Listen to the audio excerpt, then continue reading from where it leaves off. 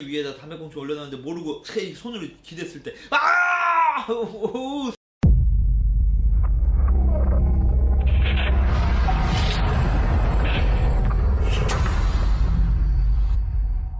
원소도 더 이상은 뭐 저놈 저렇게 커가면 안 되겠는데 해가지고 원소와 공손찬의 전쟁이 시작이 됩니다. 근데 초반에는 굉장히 원소도 힘들었어요. 원소 이제 밑에 국이라는 이제 장수가 있는데 그 국이가 보병 부대야. 근데 이 공손찬의 기마 부대를 많이 격파를 해요. 왜냐? 이 국이는 외세, 그러니까 그 뭐 선비족, 오한족 이런 애들하고도 전쟁이 굉장히 많이 해가지고 뼈가 굵은 애야. 그러다 보니까 기마 부대를 상대로 어떻게 싸워야 되는지 잘 알아. 그래서 공을 굉장히 많이 세웁니다. 공을 굉장히 많이 세서 이 국이의 도움 때문에 공손찬이 계속 밀리게 돼. 공손찬이 계속 밀려. 갖은 전쟁에서 계속 패배를 하다 보니까 공손찬도 더 이상 안 되겠어. 더 이상 전쟁은 그만하고, 원래는 굉장히 백마장군이 와가지고 이 기계가 굉장했는데 그 기세로 계속 전쟁을 해야 되는데 뭐 때문에 그랬는지, 뭔 귀신이셨는지 공손찬이 만들어 놓은 요새가 있습니다. 역경루라는 요새가 있어요. 요새.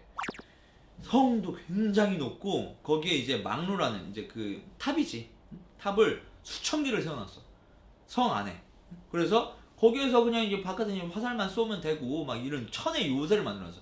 그리고 거기에 곡식은 30년 정도를 먹어도 뭐 상관없게끔 만들어놓고 그 안에 농사도, 원래 성 안에서 농사는 안 짓습니다. 성 안에서 농사를 질 수가 없어. 근데 성 안에서 농사를 짓게 다 해놨어. 이 역경루로 공손찬이 원소의 공격을 피해가지고 이제 들어가게 된 거야. 들어가게 돼가지고 와, 원소도 그 이제 뭐 전세가 이제 커진다, 이제 끝날 때가 돼가지고 와, 그래, 여기에서 이제 공손찬 잡으면 이제 끝이야 라고 했는데 아무리 공격을 해도 이 역경루를 뚫을 수가 없는 거야. 와, 그래서 원소가 어느 날은 야, 이건 도저히 안 되겠다 해가지고 뭐 편지도 써봐요. 야, 너랑 나랑 이제 그만 싸우고 이제 뭐 화친 맺고 저기 하자, 뭐 어떠냐, 이제 그만 싸우자. 야, 너랑 나랑 힘 합쳐가지고 딴 애들이나 좀 쳐볼까? 뭐 이런 화친을 보낸 편지도 보내고 이렇게 했는데도 이 공손찬은 절대 응대도 안 했어요. 응대도 안 해. 그리고 되게 웃겼던 게 뭐냐면은 이 중국 사람들 그때도 되게 기술이 좋아. 높은 건물을 지어요. 높은 건물을. 근데 공손찬은 어디에, 그 역경루 안에서도 어디에 숨어 있었냐면 의심병이 어느 정도로 많았냐면은 이 막루, 어떤 공손찬이 있는 그 타워 팰리스 같은 거지. 굉장히 고층에 누구도 이제 못 들어와. 거기는 사다리도 없애버렸어. 올라올 수 있는 사다리도 없애버리고 궁녀들하고 자기만 있어. 여자하고 자기만 있고, 음식 같은 것도 이제 뭐 밑에서 올려, 사다리 이 줄 같은 걸로. 야, 이거 담아. 그럼 이걸로 줄로 올리고, 뭐 서류 같은 거 뭐 결제해야 될 게 있어. 그럼 그것도 줄로 이렇게 올려. 그리고 거기에 사인해주고. 그러니까 이 밑에 신하들은 거기서 그냥 맨날 먹고 자고 여자들하고만 있고 이러는 거야. 나는 여기서 그냥 평생 살 거라고. 거기서 있으면은 절대 죽을 일이 없거든. 그 성도 얼마나 탄탄하게 딱 져놓고 이렇게 했으니까 죽을 일이 없어요. 근데 바깥에서 원소군은 계속 공격하고 있고, 그런데 우리가 모시는 주군이 일은 안 보고 여자들하고 계속 저 타워 팰리스에서 그냥 놀고만 있어. 그럼 어떻겠어? 밑에 사람들은 아, 저 새끼 뭐지? 뭐냐, 쟤 왜 저래? 이런 생각이 들 거 아니야. 당연히 그렇게 들어가지고 밑에 장수들이 배반을 많이 해요.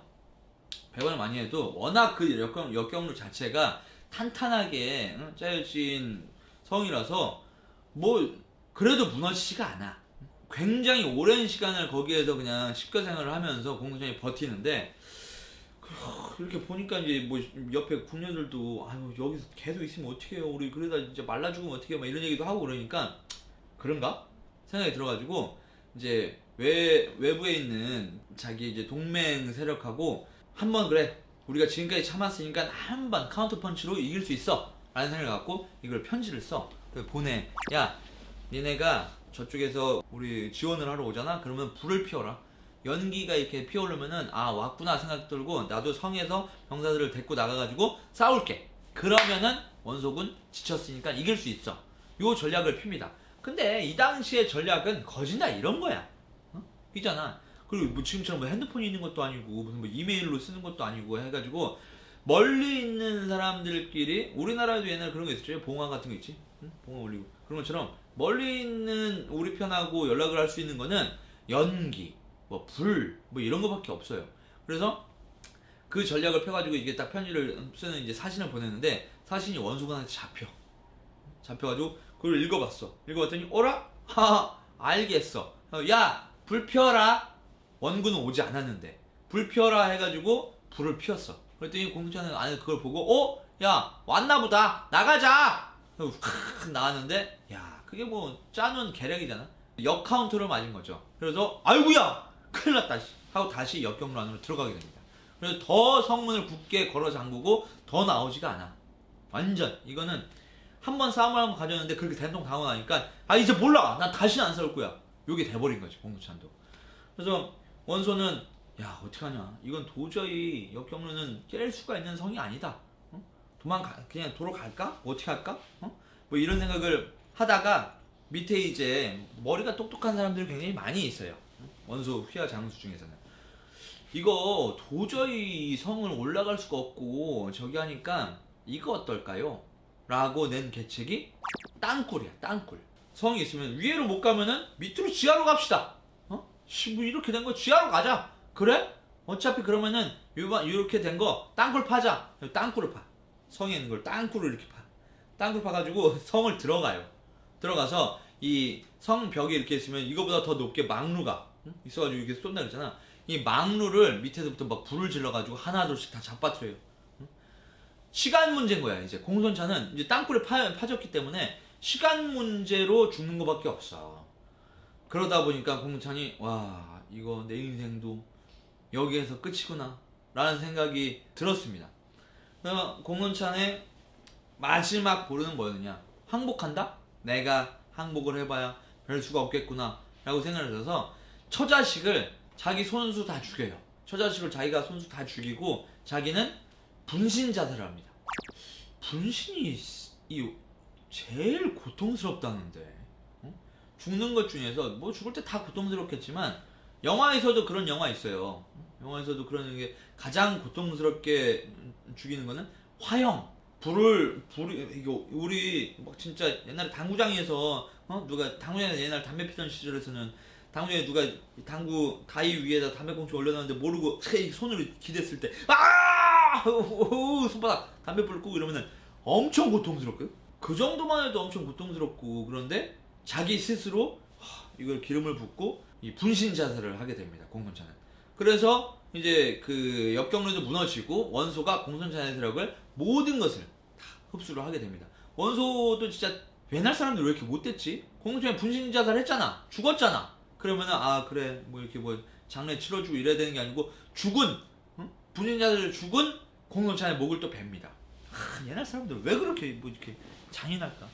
그래서 공손찬도 그 백마장군 공손찬 잘 나간다는 백마장군 공손찬도 199년 봄 3월 정도의 마지막 최후를 맞이하게 돼요. 근데 이 공손찬이 그 누구랑 친했느냐, 유비랑 되게 각별했다고 했잖아요. 유비랑 굉장히 각별했다고 했는데, 뭐 정사나 연희상에서도 이건 뭐 이 연희도 정사를 기반으로 하고 있는 거기 때문에 다 그렇게 흘러갑니다. 물론 그 안에 MS 처지고 뭐 이런 것도 있지만 중요한 거는 여러 가지 우여곡절 끝에 결국 원소군에게 공손찬은 최후를 맞게 되는 거죠. 이때 당시에 199년에는 무슨 일이 있었느냐?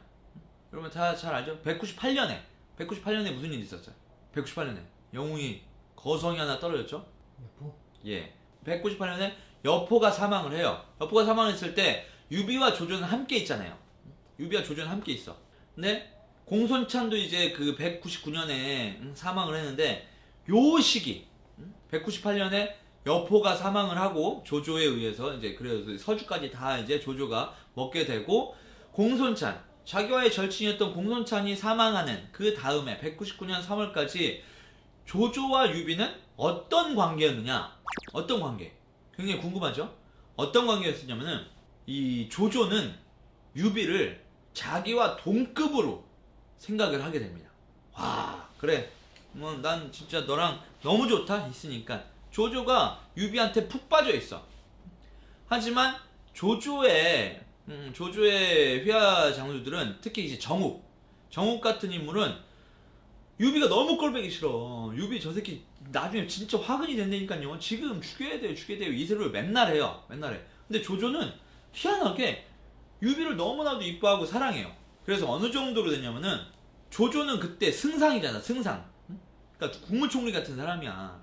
근데 어디 뭐 이동하고 이럴 때면은 마차를 타고 가잖아요. 그럼 마차를 같이 타. 유비랑 같이 타고 말 타고 가잖아. 그럼 말도 같이 가. 동선.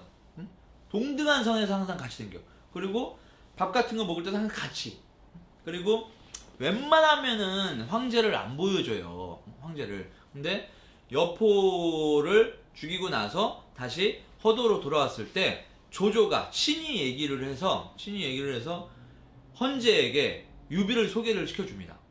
그래서 유비를 딱 소개를 시켜주니까 유씨세요? 이제 헌제가 그런 거야. 그래가지고 그렇다. 나는 이러이러이러한 족보다. 그랬더니 이제 황숙 자기랑 같이 이제 핏줄이고 이렇게 족보를 따지다 보니까 그래서 유비를 그때부터 유황숙이라고 불러요. 황숙이라는 건 이제 그 황실의 숙부 같은 이제 사람인 거예요. 그래서 유비를 앞으로 여러분을 다 모두 다 앞으로 사람들 유황숙이라고 불러라 해가지고 헌제도 유황숙이라고 불러 유비를.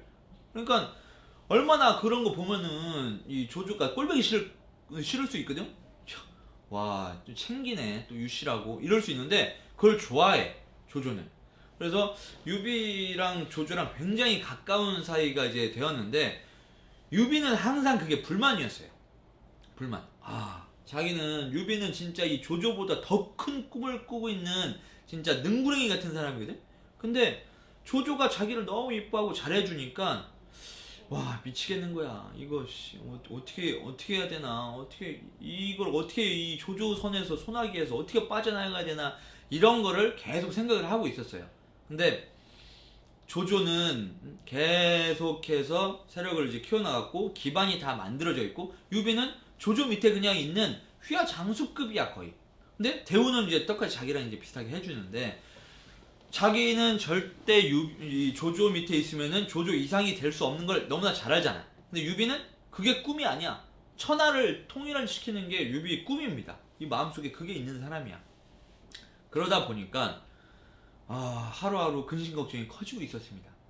근데 그때 어떤 일이 발생하느냐? 이 헌제는 지금 황제죠. 황제인 헌제는 그냥 꼭두각시야. 조조의 꼭두각시일 뿐입니다. 자기도 그걸 너무나 잘 알아. 근데 나이도 이제 먹고 막 이러다 보니까 미치겠는 거야. 막 조조 그냥 동탁에서 벗어나서 또 이각각사한테 벗어나서 조조를 만났다 했더니 아이고야 이거는 내가 호랭이 새끼를 키웠네 이 정도가 돼버린 거야. 얘는 똑똑도 하지 힘도 있지. 이러다 보니까 황실의 힘이 점점 약해지고 있는 걸 본인이 느껴요. 근데 이 헌제는 안 되겠다. 황실의 힘을 좀 키워야 되겠다. 황실의 힘을 좀 키워야 되고 저런 애들 밑에서 계속 내가 꼭두각시 짓을 할 수가 없어 라고 생각이 들어가지고 국구 동숭이라는 인물을 부릅니다. 이게 국구라는 건 뭐냐면은 장인, 나라의 장인이다. 그래서 이 헌제의 장인어른이야. 장인어른 동숭이라는 인물이 있는데 그 노인네예요. 그 인물을 불러. 동숭을 불러서